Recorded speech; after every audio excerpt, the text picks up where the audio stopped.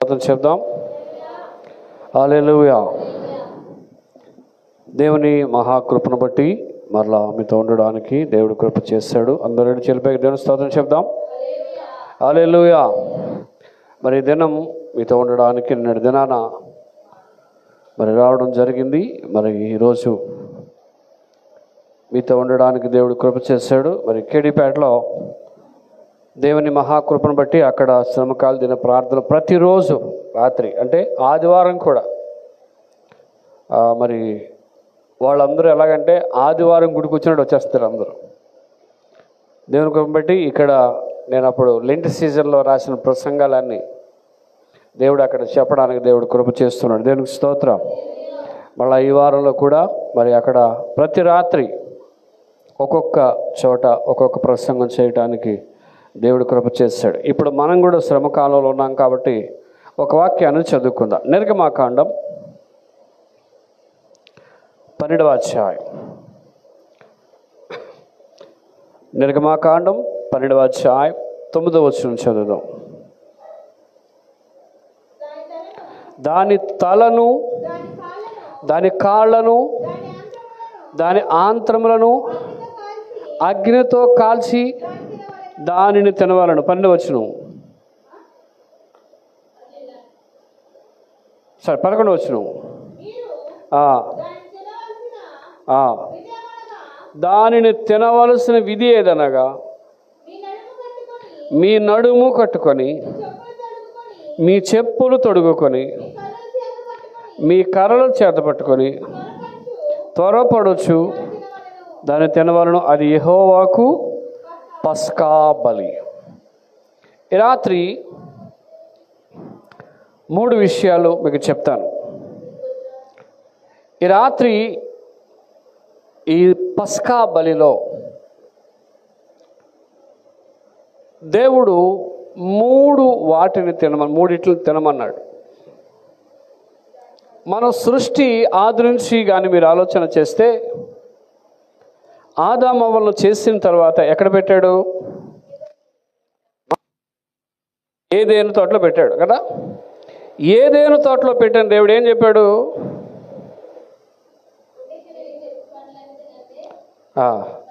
అన్నిటినీ తినండి, కానీ మంచి చెడు వృక్షం యొక్క ఫలాలు మీరు తినకూడదన్నాడు. అందులో జీవవృక్షం కూడా ఉంది, ఉందా లేదా? అంటే దేవుడు మానవుని సృష్టించింది ఎందుకంటే తినడానికే, అంతేనండి. మళ్ళీ ఎందుకు సృష్టించాడు దేవుడు? తినడానిక? అమ్మా, దేవుడు ఎందుకు సృష్టించాడు మనల్ని? 3 పూట్ల తినేసి తినుము త్రాగుము, ఈ మూడింటికేనా? అందుకనే దేవుడు సృష్టించాడు. ఏదేను తోటలు అన్నింటినీ తినమన్నాడు కదా. ఆ మంచి చెడు వృక్ష ఫలాల మీద తినొద్దు అన్నాడు. ఈరోజు అలా తిండి గురించి తినడం గురించి చెప్పకుండా వస్తే దేవుడు ఈ 12వ అధ్యాయం 9వ వచనం మీరు చదివితే అక్కడ ఏమన్నాడు? దాని తలను, దాని కాళ్ళను, ఆంత్రములను అగ్నితో కాల్చి దానిని దేని తినాలండి? అమ్మా, ఇంకొకరు చదవండి వాక్యం. ఫస్ట్ ఏంటండి? అందరూ చెప్పండి. తలకాయ మాంసం. ఏ మాంసం? ఎవరు తినమని చెప్తున్నారు? మన దేవుడు తలకాయ మాంసం తినమంటున్నాడు. ఆ తర్వాత అమ్మ ఏంటి? కోడి కోళ్ళే, మేక కోళ్ళే? దేని కోళ్ళే? కాళ్ళను అన్నాడు. ఫస్ట్ ఏంటి? తల, 2 కాళ్ళు, 3 ఆంత్రం నుండి లోపల భాగాలు, అంటే గుండెకాయ, లివరు ఇలాంటివి ఉంటాయి కదా, అట్లా తినాలి. అది కూడా ఎలా తినాలి? కాల్చి. మీరు పాడేరు సైడ్ వెళ్తే వెదురు బొంగులో కాలుస్తారు, దాన్ని ఏదో అంటారు, చికెన్. బొంగులో చికెన్ అంటారు. బొంగులో చికెన్ బ్యాంబూ, అదే బొంగు చికెన్ అంటారు కదా. అంటే అదేం చేస్తారు, అందులో వేసేసి దాన్ని కాల్చి తింటారు, అంతేనా? అదొక టేస్టీగా ఉంటుంది. ఈ మధ్య నేను కేడీపేట వెళ్ళింది కదా, ఎవడ చికెన్ తింటలేదు అక్కడ. ఎందుకు? అది ఎవడ తింటలేదు. చికెన్ అనేటప్పటికి చికెన్ కూర అంటే అనవద్దండి అంటారు. ఎందుకు? భయం.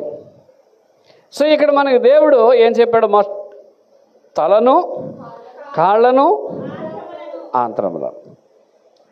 నేను కాడు తినేయాలా, తలను తినాలా, ఆంత్రాలను తినాలా అంటే ఇది ఆత్మీయంగా చెప్పాడు. నేను చెప్పాడు చూడండి, తల అంటే యేసు ప్రభువారు సిలువకు సాదృశ్యం. 3 దేనికి సాదృశ్యం చెప్పండి?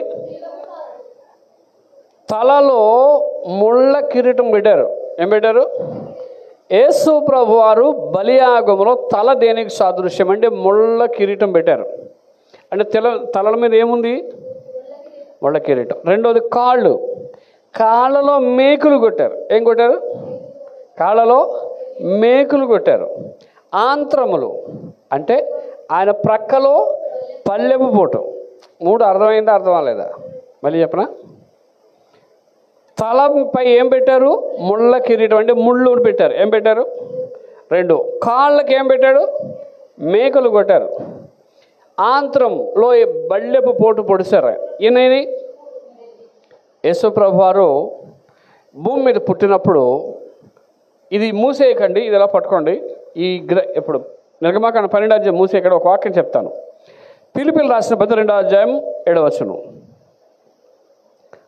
ఫిలిప్పీయులు రాసిన 12వ అధ్యాయం 7వ వచనం. మనుష్యుల పోలిక అంటే చూడండి, ఇక్కడ మొట్టమొదటి తల అంటే మనుష్యుడు, రెండోది మనుష్య పోలికగా పుట్టి. చూడండి, రెండవది కాళ్ళు అంటే దాసుని స్వరూపం. ఏ స్వరూపం ధరించి? 3 ఉన్నాయి ఇక్కడ. మనుష్యుడుగా, దాసుడుగా, రిక్తుడుగా. ఎన్నున్నాయి? మనుష్యుడుగా, దాసుడుగా, రిక్తుడుగా. అంటే అర్థం ఏంటంటే తల దేనికి సాదృశ్యం? మనుష్యులకే తల ఉంటుంది. ఏ తల? మరి గేదెలు కావకుండా అంటే అది ఆలోచించే బ్రెయిన్ ఉంటుంది దానికి. ఏముండదు? మళ్ళాగా ఆలోచించి వివేచన వాటికి లేదు. అందుకే ఎవడైనా ప్రవర్తించాడు అనుకోండి, వీడు పశువు అండి అంటారు. అంటే అర్థం ఏంటి? బుద్ధి లేని పని చేశాడు. రెండవది కాళ్ళు అంటే దేనికి సాదృశ్యం అంటే దాసుడు. అంటే యేసు ప్రభువారు ఆయన దాసుడుగా పిలువబడ్డాడు. మూడవది ఆంత్రం ఏంటండి అంటే రిక్తుడుగా చేయబడ్డాడు. రిక్తుడు అంటే అర్థం ఏంటంటే ఏమీ లేనివాడు. సపోజ్ మీకు చెప్తాను చూడండి అందరూ. ఇప్పుడు యేసుప్రభుని బలింత పొడిచారా? ఇప్పుడు యేసుప్రభు చేతిలో ఏదన్నట్టు ఏం చేస్తాడు ఆయన? మిమ్మల్ని ఎవరో కొడుతున్నారు, మీ చేతిలో ఒక ఆయుధం ఉంది, ఏం చేస్తారు మీరు తిరిగి? కానీ యేసుప్రభు రాలేదు. రిక్తుడు అంటే ఏమీ లేదు ఆయన దగ్గర. గొర్రె కత్తిరించి ఆయన ఎదుట మౌనముగా ఉన్నట్లు ఏం చేశాడు ఆయన? ఇప్పుడు మన పాయింట్ ఏంటంటే తల మనుష్యుడు, కాళ్ళు దాసుడు, ఆంత్రం రిక్తుడు. తలలో మేకులు, తలలో ముళ్ళ కిరీటం, కాళ్ళలో మేకులు, ఆంత్రములో బల్లెపోటు. ఈ 3 మనకేం బోధిస్తున్నాయి? ఈ శ్రమ దినాలలో 3 విషయాలు. ఒకటి తల. ఏంటి చెప్పండి? ముందు తల గురించి నేర్చుకుందాం. ఏం నేర్చుకుందాం? తలను కాల్చి తినవలెను. ఎలాగా? అందరూ చెప్పండి. మీరు ఎప్పుడైనా తలకాయ మాంసం తిన్నారా? తినవలసి చేస్తండి. తలకాయ మాంసం ఏమో పాష్టంగా తినలేదా? Very good. తలకాయని అది కోసేటప్పుడు కానీ మనం చూస్తే తినలేమంట. ఎందుకో తెలుసా? ఈ పురుగులు ఉంటాయి, మన మెదడు తిరుగుతుంటాయి, మన మెదడులో పురుగులు ఉంటాయి. అవి తింటేమో అవి చూస్తే తినబుద్ధి అవ్వదు. కొన్ని ఏమందంటే మనం తినేస్తుంటాం. ఇప్పుడు చేపలు అమ్మే వాళ్ళు ఉంటారు అనుకోండి, వాళ్ళ దగ్గర ఆ చేపలు చుట్టూ ఎలాడుకొని పోతుంది. ఇంటికి వచ్చే చేపలు అట్లేసుకుంటూ తినేస్తాం,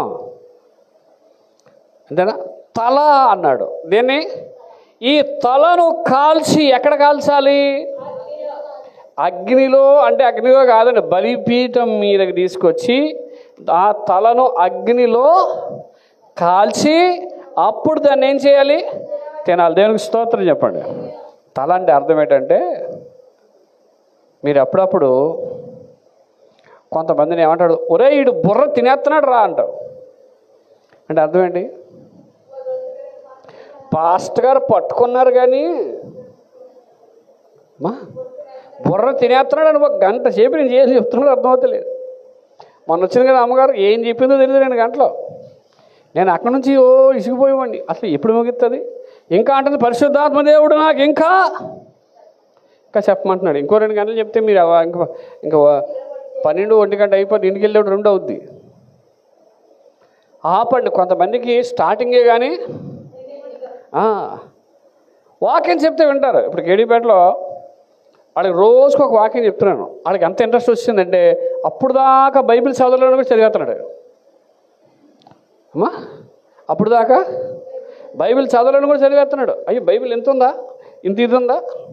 రోజుకి 5 పుస్తకాలు అప్పచెప్పాలి. వాళ్ళు ఎన్ని పుస్తకాలు? బైబిల్ రోజుకి 5 పుస్తకాలు అప్పచెప్పాలి. ఎవరు నడితాలు చెప్పాలి. అక్కడ సిస్టమేటిక్ 7:30 వస్తారు వాళ్ళు. పోగొన ప్రార్థన 7:30 నుంచి 7:50 దాకా పాటలు. 7:50 నుంచి 8 గంటల వరకు 5 పుస్తకాలు అడుగుతాను, 5 పుస్తకాలు చెప్తాను. ఆ ఒక్కొక్కరు వెళ్తే చెప్పాడు, అక్కడక్కడ చెప్పాడు 5 పుస్తకాలను పెద్ద నిశ్చితమే ఉంది. లేకపోతే వాళ్ళు ఏం చెప్తున్నారంటే జఫన్యా గ్రంథం ఎన్ని రోజులు చూస్తారు ఇండెక్స్. ఇప్పుడు వాళ్ళందరికీ వాక్యం చెప్తున్నాం. దేనికి స్తోత్రం. ఈ తల దేనికి సాదృశ్యము అని మనం ఆలోచన చేస్తే, తల మనకి యేసు ప్రభు శిరస్సుకు సాదృశ్యం. ఏంటి చెప్పండి?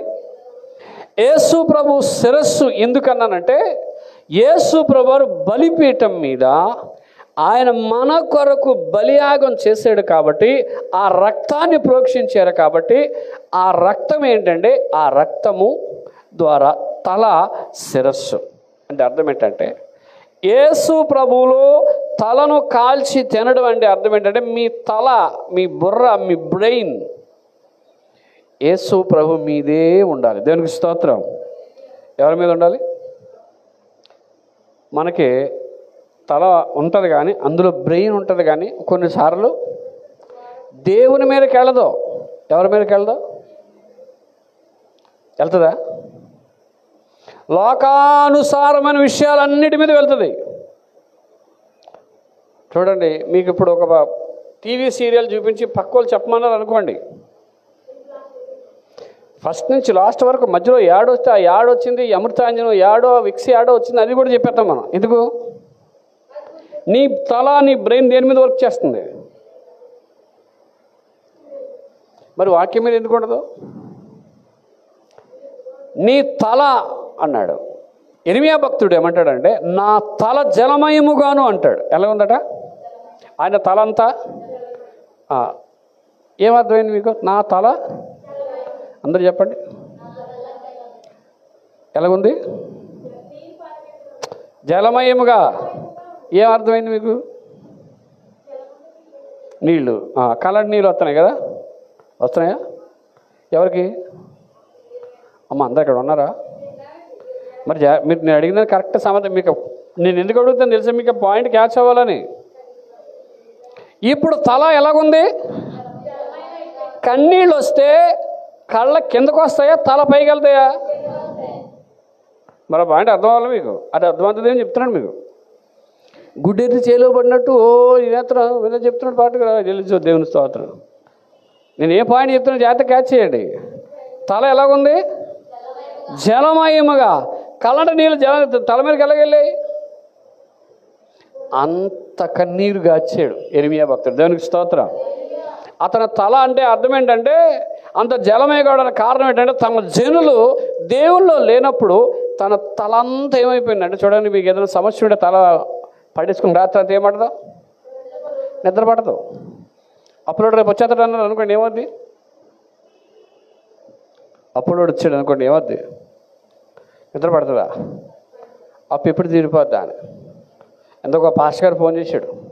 ఆ పాస్టర్ గారు చెప్తున్నాడు, 5 సంవత్సరాలు కట్టాలండి, మీరు ఎలా కట్టారని బాబు ఇలా అంటున్నాడు ఆయన.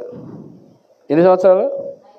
అప్పుడు చెప్పిన బాబు నేను 20 నెలలు ₹2 ఐస్ క్రీమ్ కొనుక్కోవడానికి డబ్బులు లేని పరిస్థితిలో అయిపోయినా మా బతుకన్ను. ప్రభునందు ప్రియులారా, ఇర్మియా భక్తుడు తన జలమయముగా అయిందంటే అర్థం ఏంటంటే తన యొక్క దృష్టి అంత ఎవరి మీద ఉంది? దేవుని మీద ఉంది. దేవునికి స్తోత్రం. ఒకసారి 119వ కీర్తన 24వ వచనం చూద్దాం. 119వ కీర్తన 24వ వచనం.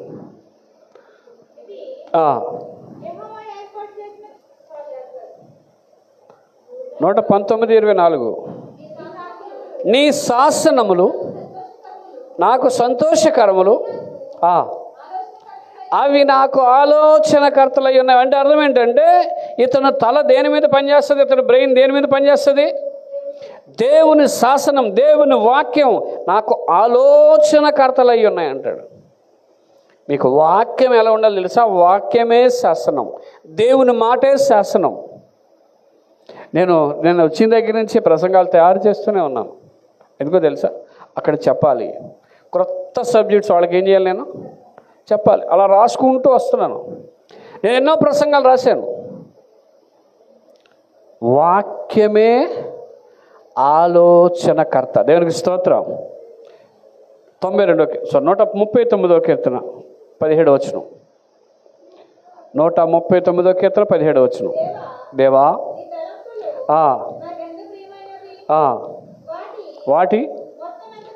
వాటి మొక్క దేవా నీ తలంపులు ఎంత ప్రియమైనవి అంటాడు. ఎవరి తలంపు?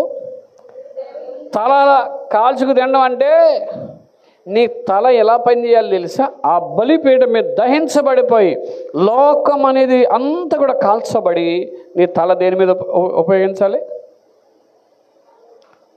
ఆయన తలంపులు. ఎవరి తలంపులు? ఒక ఆవిడ పాట రాసి, నా తలంపంతా నీవేసయ్యా. ఎవరి తలంపు?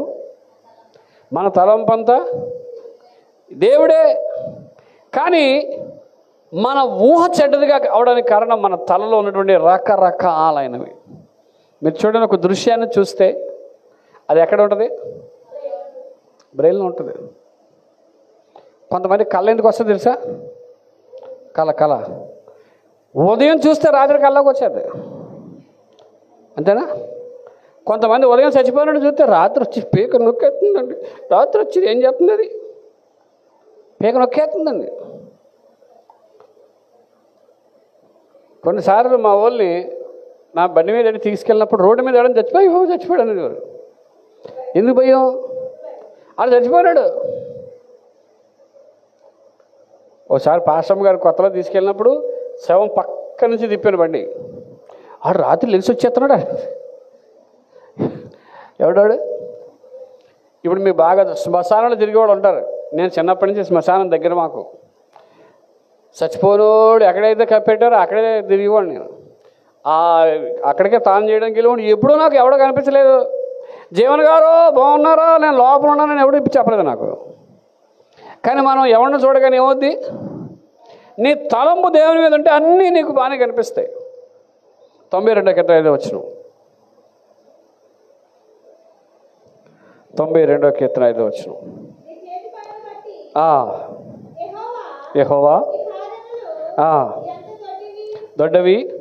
చూడు, ఆయన కార్యములు చాలా దొడ్డవి. అవి నీ తలకి నీ బ్రెయిన్కి కావాలంటే ఆయన క్రియలు ప్రత్యేకంగా ఉండాలి. మీరు గలతీ పత్రిక వద్దాం.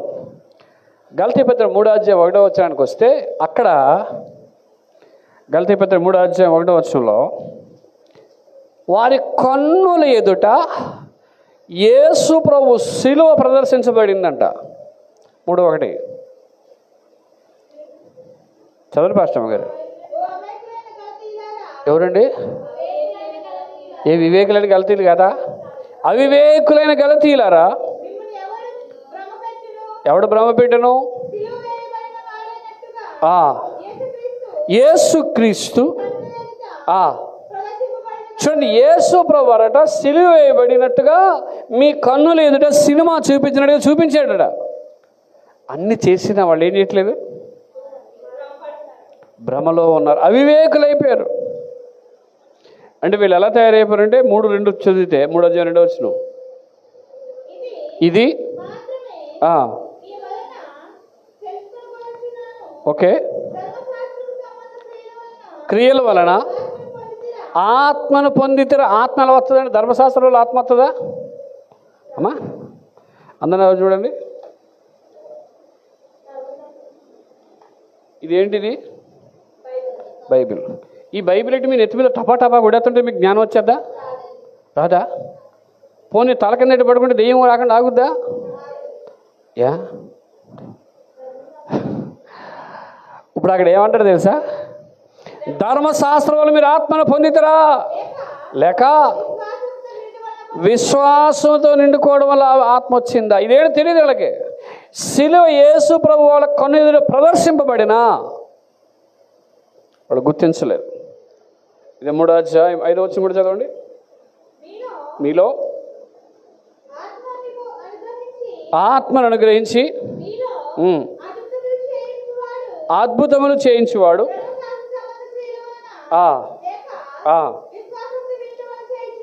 ఇక్కడ ఇంకోటి వీళ్ళకి అర్థం అవ్వలేదు. అద్భుతాలు ధర్మశాస్త్రం వల్ల జరుగుతాయా విశ్వాసం వల్ల జరుగుతాయా అమ్మా? అది అక్కడ ధర్మశాస్త్రం వల్ల ఆత్మ పొందలేం, ధర్మశాస్త్రం వల్ల అద్భుతాలు జరగవు. కానీ యేసు వైపు చూస్తే, సిలువేయబడిన యేసు వైపు మీరు తల ఎత్తి చూస్తే దేవుడు మిమ్మల్ని ఆశీర్వదిస్తాడు. దేవునికి స్తోత్రం. అందుకే మోషే అరణ్యంలో సర్పం నెత్తాడు కదా, ఆ సర్పం వైపు ఎవరు చూస్తారో రక్షింపబడ్డారు. అలాగే యేసు ప్రభువు వారు సిలువ వైపు మీరు చూస్తే మీ తలను ఎత్తితే మీరు తలను కాల్చి తినాలి అని అర్థం ఏంటంటే మీ తల అంతా దేని మీద నిండి ఉండాలి? బలిపీఠం మీద దేవుని ధ్యానం కలిగి ఉండాలి. దేని కలిగి ఉండాలి? రెండవది తలను కాల్చి తినాలన్నాడు. రెండవది కాళ్ళు. ఏంటండి? కాళ్ళు ఏం గుచ్చుకున్నాయి? మేకులు. అంటే కాళ్ళు అంటే అర్థం ఏంటంటే నడక. మన కాళ్ళు ఎందుకు ఉంటాయి? మనకి ఎన్ని కాళ్ళు ఉన్నాయి? నేను ఒక్కొక్కసారి ఈ కాళ్ళు గురించి ఆలోచన చేసినప్పుడు ఇది మనకి 2 కాళ్ళు ఉన్నాయి కదా. గేదెకి ఎన్ని కాళ్ళు ఉన్నాయి? 4. 4ఏనా? కంగారు జంతువు చూసారా? కంగారు జంతువు 2 పైన ఎలాగుంటాయి, కిందకి ఎలాగే ఎల్ షేప్లో ఉంటాయి దాని కాళ్ళు. అంతేనా? ప్రపంచంలో ఒక్కొక్క జీవికి కాళ్ళు ఒక్కోలాగా ఉంటాయి. పీత తెలుసా? పీత ఎలా నడుస్తుంది? దానికి అన్ని కాళ్ళని ఎలా నడుస్తుంది? వంకరగా నడుస్తుంది. ఒకసారి పీతలన్నీ కలిసి మీటింగ్ పెట్టుకునేట అందరూ మనం వంకరగా నడుస్తానన్నారు. ఇవాళ మనం ఎలా నడుద్దాం అని రెడీ 1 2 3 అని రన్నింగ్ రేసులో అన్నారు. అన్నీ ఎలాగ వెళ్తున్నాయి? ఎందుకు? వాటి నడకే అంత.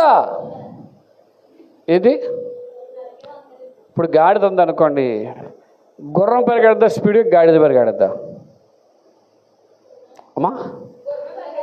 గుర్రం పరిగెడుతుందా? గాడిద ఎందుకు పరిగెట్టలేదు? దానికి 4 కాళ్ళే కదా. అది ఎలాంటి సొప్పగడ్డి తింటుంది, ఇది అదే గడ్డి తింటుంది. కానీ దానికి దీనికి తేడా ఏంటి? ఇప్పుడు చిరతపులు ఉంటుంది, అది చాలా వేగంగా పరిగెడుతుంది. కానీ దానికంటే వేగం లేడి పరిగెడుతుంది. కానీ లేడి పరిగెట్టి ఏమనుకుంటుందంటే ఇంక నేను చచ్చిపోతాను, ఇంక ఈ పరిగెట్టలేనామని చెప్పి దొరికిపోతుంటుంది. కానీ దానికంటే ఎక్కువ స్పీడ్గా లేడి పరిగెడుద్ది. దాన్ని పట్టుకోవడానికి ఏం చేస్తుందంటే ఇది పరిగెట్టి ఆ కాళ్ళ మధ్యలో తన కాలు పెడుతుంది. అంతే, అది ఏమైపోద్ది? పడిపోద్ది. కాళ్ళు దేనికి సాదృశ్యం అంటే కాళ్ళని ఎక్కడ కాల్చాలి చెప్పండి? అగ్నిలో బలిపీఠం మీద కాల్చి అది తినాలి. ఏం చేయాలి అంటే అర్థం ఏంటంటే బలిపీఠం దగ్గరికి వచ్చి, బలిపీఠం దగ్గర మనిషి వచ్చి ఏం చేయాలంటే తన కాళ్ళను ఇక్కడ అర్పించేసి ఈ లోకపు నడక నడకూడదు. ఏ నడత? ఈ లోకపు నడత ఇక్కడ కాల్చేయాలి. ఇప్పుడు నడిచే నడకేంటి? కొత్త నడక. ఏ నడక చెప్పండి? ఒక ఆంటీ పాట పాడుతుంది, స్టైలు మారింది. ఆ పాట ఇష్టమే కానీ ఆ అమ్మాయి అంటే ఇష్టం లేదు జనాలకి. ఎందుకు ఇష్టం లేదు? ఆవిడ డ్యాన్స్ చేసేస్తుంది, పాటలు పాడుతుంది. ఒక రకంగా చెప్పాలంటే ఎవడూ చేయలేని పని అన్న పాటలు రాసి పాడుతుంది ఆవిడ. అది యూట్యూబ్లో ఏం చేస్తున్నారంటే ఆమెను వేరే వాళ్ళు చూస్తున్నారు. ఆమెలోకి పాడిన వాళ్ళు ఎవడన్నాడు, నా స్టైల్ మారింది, నడక మారింది. ఎలా మారింది? దేవుడులోకి మారిపోయింది. అంతేనండి. ఇప్పుడు చూడండి, లోకానుసారంగా నడిచే వాళ్ళు ఎలా నడుస్తారు? వాళ్ళ నడక వేరే ఉంటుంది. సినిమా వాళ్ళు నడిచే నడక్కి రియల్ లైఫ్లో నడిచే నడక ఎలా ఉంటుంది? నేను ఒకసారి బలభద్రపురంలో ఒక పెళ్లి చూసా. పెళ్లి చూసినప్పుడు ఆ పెళ్లి కూతుర్ని గుర్రబండి వస్తుంది కదా, గుర్రబండిలో దింపారు. దింపిన తర్వాత కొంచెం దూరం నడమంటున్నారు. ఆవిడ ఏం చేయాలి? అది కూడా ఎలాగా ఎలా తిరుగుతూ సినిమా హీరోలో నడవాలి. ఆవిడకేం వస్తలేదు. ఎవరికి? పెళ్లి కూతురికి.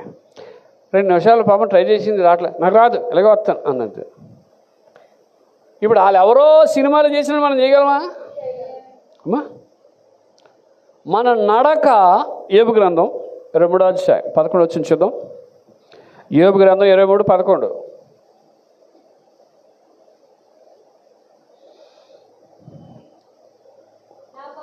నా పాదములు ఎవరి అండి? ఆయన పాదములు, నా పాదములు ఆయన అడుగు జాడలు విడువక. ఆమె దేనికి స్తోత్రం చెప్పండి. మనం అప్పుడప్పుడు పట్టుకుంటాం, మళ్ళీ వదిలేస్తుంటాం. ఏం చేస్తాం?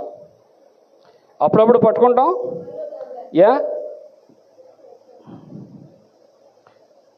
ఒకడు ఒక ఏనుగు పరలోకం నుంచి వస్తుందంట.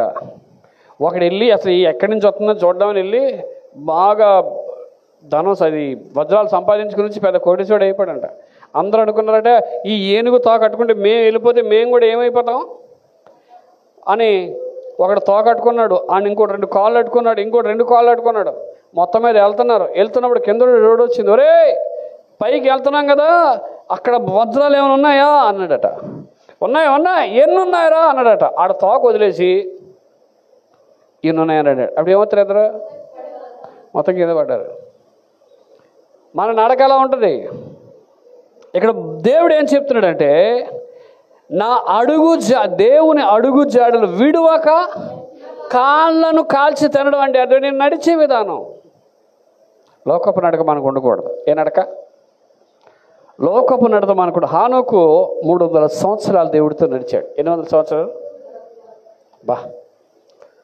మన జీవితం 80 సంవత్సరాలు అయితే అందులో ఎంతకాలం నడవగలం దేవుని దగ్గరికి? మన వాళ్ళకి ఇక్కడి నుంచి ఇక్కడికే నడవడం రావట్లేదు కాళ్ళు. అదేనా? మరి ఎక్కడికో ఎందుకు? మీరు చెప్తున్నారండి, కేడీపేటలో చాలా 2-3 కిలోమీటర్లు నడిచొస్తున్నారు. మళ్ళీ 7:15 వచ్చేస్తున్నారు ప్రార్థనకి. అంటే ఎప్పుడు బయలుదేరి ఉంటారు? ఒక అరగంట ముందు బయలుదేరుతారు. వాళ్ళకి ఎంత ఆసక్తి అంటే వాక్యం నేర్చుకోవడానికి. వారు నడకను దేనికి ఉపయోగించారు? ఇప్పుడు ఆ నడకలేదు. మనం నడవట్లేదు దేవుని కొరకండి, మనకు అంత ఆశ లేదు.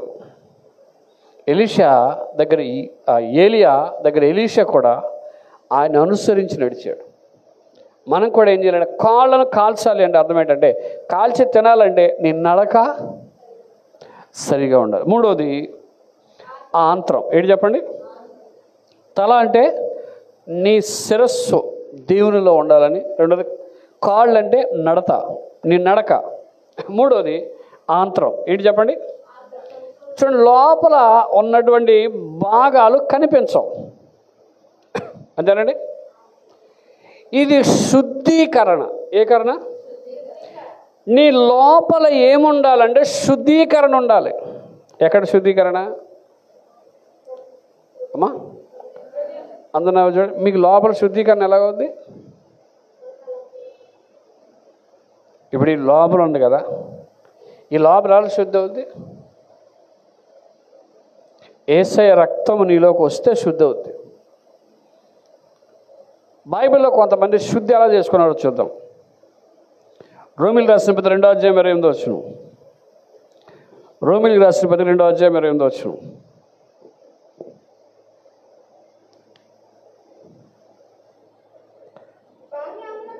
బాహ్యమునకు యూదుడైన వాడు అంటే అర్థం ఏంటి? వీడు బాహ్యమునకు యూదుడే, కానీ అంతరంగంలో వీడు యూదుడు కాదు. వాడు పేరుకే క్రైస్తవుడు, కానీ హృదయంలో కాదు. అంటే పైకి నటిస్తూ ఉంటారు. మీకు బాగా అర్థం చెప్తాను. అందరూ అవి చూడండి, పగటాసిగాళ్ళు ఉంటారు ఇక్కడ. పగటాసిగాళ్ళు, వాడు ఒక దేవుడి వేషం వేసుకుని వస్తాడు. అతను దేవుడా? చాలామంది అంటే దండం ఎత్తుంటారు. అంతేనా? మీరు కూడా అప్పుడప్పుడు చాలామంది ఆ టీవీలో సినిమా వేసే ముందు అది ఎత్తే దండం ఎత్తుంటారు చాలామంది కదా, అలాంటి వాళ్ళు ఉన్నారు. ఇప్పుడు బాహ్యమునకు యూదుడైన వాడు యూదుడు, తెల్లబట్టలు వేసుకున్నంత మాత్రం పరిశుద్ధులు కాదు. ఇంకోటి చూద్దాం. లోకాసువార్త 11:39. లోకాసువార్త 11:39. ఇట్లా నేను పరిసయ్యులైన వీరు గిన్నెయు పళ్ళెమును ఎక్కడ శుద్ధి చేస్తారండి? మీరు అందరూ కంచాలు ఉన్నాయండి మీ ఇంట్లో? పళ్ళేలా కంచాలా? కొన్ని నేను నాగార్జున సార్ వెళ్తే పళ్ళెం అంటారు. అయ్యగారికి పెళ్ళి అన్నం పెట్టు అంటారు. వాళ్ళు అన్నం తిన్నామని అనరు. ఈడు పళ్ళెం ఒక పళ్ళెం అన్నం తిన్నాడు అన్నారు అనుకోండి, పళ్ళెలు తింటాడండి వీడు. ఏమంటారు? పళ్ళెలు. ఎన్ని పళ్ళెలు తిన్నావురా? 2 పళ్ళెలు అయ్యి 2 కంచాలు తినేసినట్ట 2 ట్రిప్పులు తిన్నాడు. అక్కడ 2 ట్రిప్పులు కాదండి, 3 ట్రిప్పులు కూడా తినేస్తుంటారు. ఎన్ని ట్రిప్పులు? మా పాప యూత్ మీటింగ్కి వచ్చింది. వాళ్ళు ఫుడ్ ఎలా తింటారో తెలుసా? ఇంత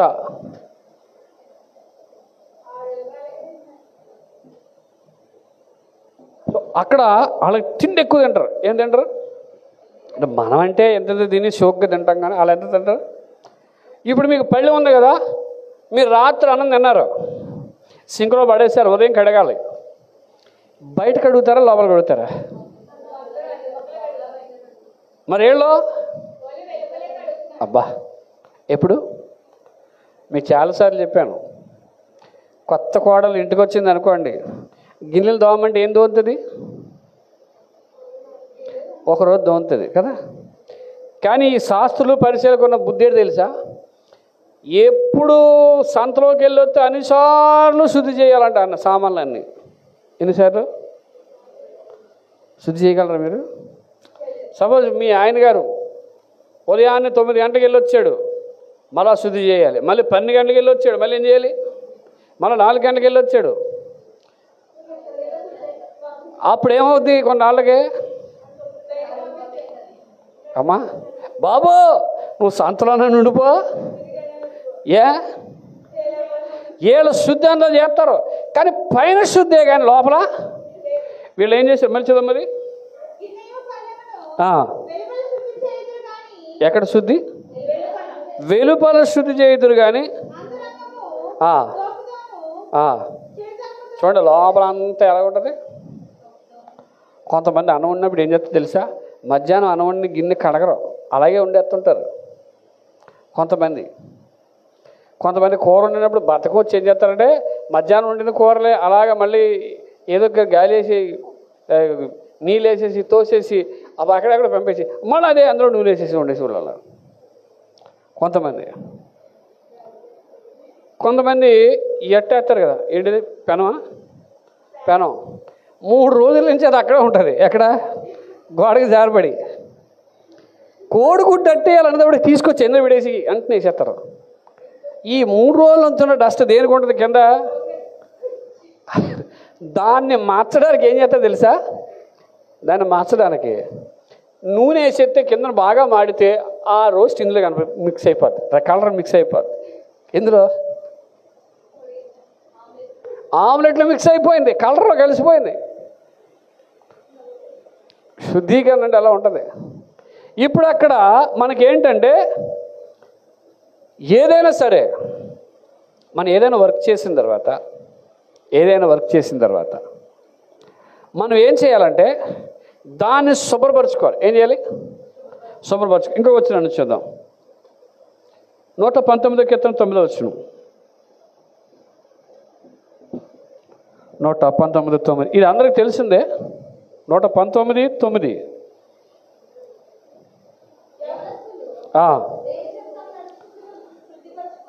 ఇక్కడ యవనస్తులు దేని చేత తమ నడతను శుద్ధిపరచుకుందరు? దేన్ని బట్టండి?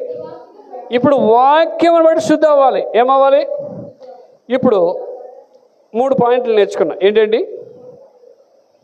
ఫస్ట్ది తల, అంటే క్రీస్తులో నువ్వు ఉండాలి, నీ శిరస్సు క్రీస్తులో ఉండాలి. రెండోది కాడు, నీ నడక కరెక్ట్గా ఉండాలి. మూడోది ఆంత్రం, శుద్ధీకరణ. ఎలా ఉండాలి? మన శుద్ధీకరణ కూటం పెడతామంటే ఎవడు వస్తలేదు. ఎందుకు? శుద్ధి అవసరం లేదు మనకి ఎప్పుడైనా ఆ గోడకు జారేసినటువంటి ఆ పెనం జ్ఞాపకం చేసుకొని 3 రోజులని అక్కడ ఉంటుంది, కానీ అది శుద్ధి అవ్వదు. ఎందుకు అవ్వదు శుద్ధి? మనకు అవసరం లేదు.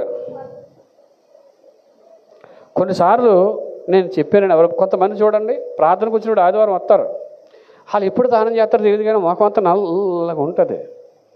ఎందుకు? వాళ్ళు ప్రార్థన చేసుకోవడానికి కొత్త గబ్బు కంపంత వాళ్ళ దగ్గర వస్తుంటుంది. ఎందుకు? దానం చేయరు, ఏదో పౌడర్ రాసేసుకుని ప్రభు స్తోత్రం కూడా వచ్చేస్తుంటారు చాలామంది. మనం ఆదివారం కూడా గుడికి వచ్చేటప్పుడు ఏం చేయాలి? శుద్ధి చేసుకోవాలి, శరీర శుద్ధి కావాలి. మీకు ఒకరోజు చెప్తాను వచ్చే వారం. ఏ శుద్ధి? శుద్ధి అనేది 7 రకాలు. ఎన్ని రకాలు? మళ్ళీ ఇప్పుడు వెళ్తే టైం అయిపోద్ది మనకి, కాబట్టి 9 ముగించేస్తాను. 8 గంటలకి ఇప్పుడు టాపిక్ వెళ్ళిపోయి ఇంక వెళ్ళిపోతుంది చాలా ప్రసంగం. అక్కడ రికార్డింగ్ అవుతుంటుంది, పర్వాలేదు, నాకు ఏం రావలేదు, కానీ మీకు ఎక్కువ అయిపోద్ది కదా. సో శుద్ధీకరింపబడాలి. ఏమవ్వాలి? ఇప్పుడు దేవుడు బలిపీఠం మీద తలను కాల్చాలి, కాళ్ళను కాల్చాలి, ఆత్మను కాల్చాలి, వాటిని తినాలి. ఏం చేయాలి? తినాలి అని అంటే అర్థం ఏంటంటే నువ్వు వెళ్ళి బుక్కేమని కాదు, ఆత్మీయంగా ప్రభు బలిపీఠం మీద దేవునితో సహవాసం చేయాలి. దేవునికి స్తోత్రం, హల్లెలూయా.